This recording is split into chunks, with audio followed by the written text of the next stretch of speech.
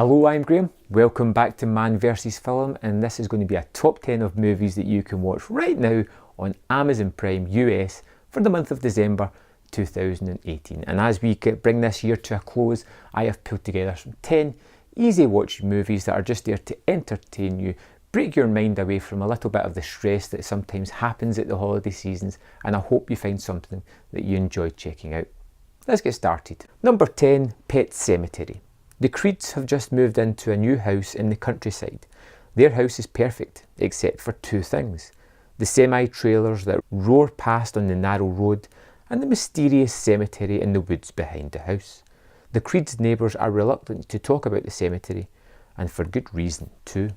Now, I've put this on the list because one, it's a pretty enjoyable horror movie, and the remake is out in 2019, which looks pretty decent as well. This is a movie all about, should I tell you? I probably should. It's about this cemetery where pets were buried, and when they were buried there, they come back.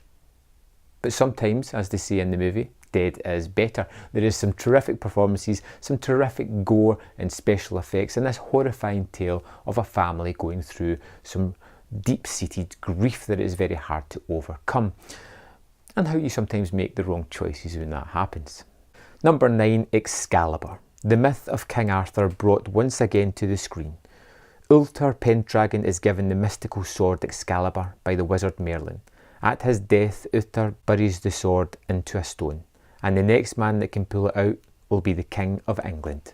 John Boorman's fantastic take on the old King Arthur legend is truly a sight to be seen. It has some fantastic story lines. It has the most polished suits of armour I think I have ever seen in any King Arthur tale. It is a fantastic rendition of this very familiar tale with some really nice moments, really nice character moments, some great effects as well, and it's thoroughly worth checking out if you've never seen this version before.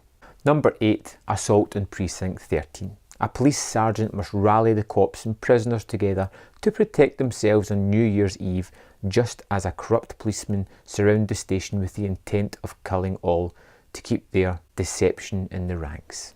This is a remake of the John Carpenter movie that stars Ethan Hawke and Lawrence Fishburne, and it's pretty much as you would expect. A police station is closing down, they're shutting off all the electronics, the phone lines and that, and then boom, they suddenly get attacked by this mysterious group of people with sniper rifles and various other weapons trying to just kill them. There's no if, buts or maybes. They're not after anything else other than to decimate everybody that is inside the building. It is tense, it is suspenseful, it is a surprisingly good remake. Number 7, Gotti. John Gotti was the head of the Gambino crime family, which in its time was the largest and most powerful crime organisation in the country.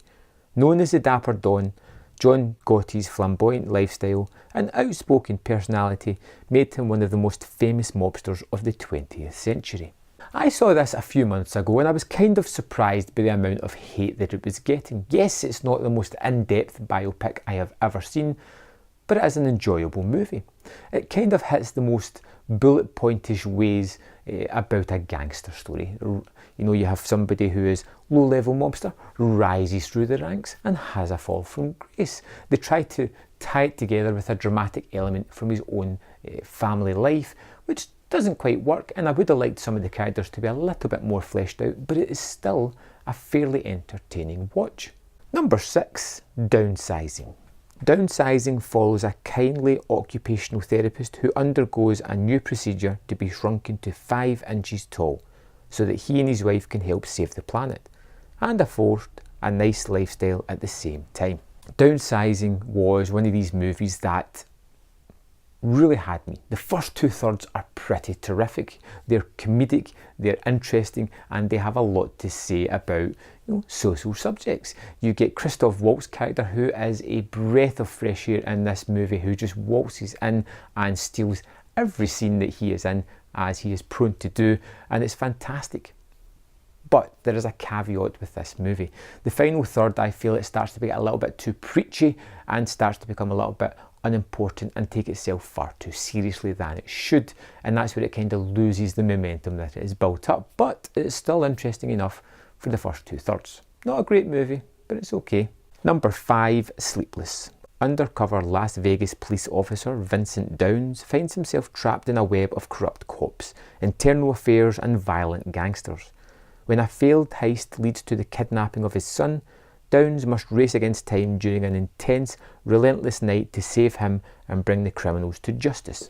Jamie Foxx stars with Michelle Monaghan in this movie that is set in one night. Now, I do love these kind of movies that are all based around somebody in a high pressure, tense, suspenseful situation trying to achieve a goal that seems downright impossible. Now, if you haven't seen the Raid movies, you're probably going to find the fight scenes in this rather inventive and fun. If you have, you'll find that they're very familiar. Not a bad thing, but they're not as good as that kind of action in that movie. It is still fun to watch and there is still good action on show here. It's a quick 90-minute thriller that does what it has to, but it's not really going to stay with you after the fact.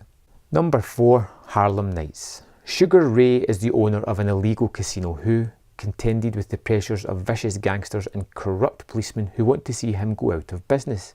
In the world of organised crime and police corruption in the 1930s, any dastardly trick is fair. Eddie Murphy stars in this movie, and this was one of these ones that was much maligned when it came out. I've always had an affinity to this movie because I really do love the characters that are in it. It's glamorised, it's silly, it's violent, it's unbelievable, but it doesn't matter because it's all about the characters and I enjoy each and every character. I hope that the characters can overcome these bad guys that are putting relentless pressure on them. I hope they can make them have their comeuppance while getting away with the goods as well. And it makes you kind of buy into these characters, and it's all due to the actors and Eddie Murphy as well for doing something that's a little bit more audacious than he was around for. Number 3, Daddy's Home 2. Having finally gotten used to each other's existence, Brad and Dusty must now deal with their intrusive fathers during the holidays. Daddy's Home was one of these movies that was, okay, nothing special. I saw it, never really thought about it again. The sequel, I went to see because there was nothing else on, and I found a sequel that is very much far better than the original. They take the premise from the first one and they extrapolate all the fun and hilarious moments and throw them into this movie. It's nice to see Mark Wahlberg and Will Ferrell working together for most of the movie, not having that antagonistic nature that they had in the first one. The fathers are absolutely fantastic and complete counterparts to their sons, and just seeing the relationships evolve is just so much fun. I had a great deal of fun with this movie. It's the perfect Christmas movie as well if you're looking for something to check out. Number 2, Weird Science. Two unpopular teenagers, Gary Wallace and Wyatt Donnelly, fail at the attempts to be accepted by their peers. Their desperation to be liked leads them to create a woman via their computer. Their living and breathing creation is a gorgeous woman, Lisa, whose purpose is to boost their confidence level by putting them into situations which require Gary and Wyatt to act like men. I absolutely love this John Hughes classic movie, Weird Science. It is something that I've watched since I was a teenager and I've always had an affinity to it. I'd be curious to see what it's like coming to it at this age. I've never seen it before, but for me it's always going to have that nostalgic factor where I just absolutely adore this film. I think it is riotously funny. It is perfectly set up with these sad sack characters who do something completely weird by creating a female, and then it's something that brings all their dreams true by making them the people that they want to be but just don't have that inner courage to become. Now, if you're looking for some good laughs, this is definitely going to deliver that. Number 1, It's a Wonderful Life. George Bailey has spent his entire life giving of himself to the people of Bedford Falls. He has always longed to travel but has never had the opportunity in order to prevent rich skinflint Mr. Potter from taking over the entire town. When an insurmountable problem arises, he contemplates suicide, but the prayer of his loved ones result in gentle angel named Clarence coming to earth to help George.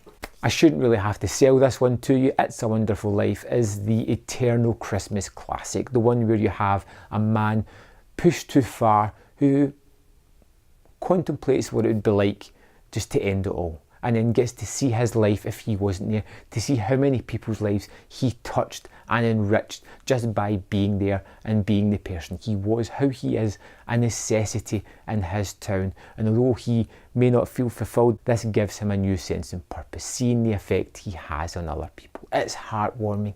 It is so fantastic and just makes you feel warm and cozy inside. The perfect Christmas movie this year. So thanks for watching my top 10 of movies. I hope you find something there that you're going to check out or enjoy. I would love to get a recommendation if you have anything you think I should check out. Let me know in the comment box below. I'd like to thank you for watching this year as we get close to ending 2018 and heading towards 2019. You know, I appreciate your patronage, and I'll see you next year. Thanks for watching.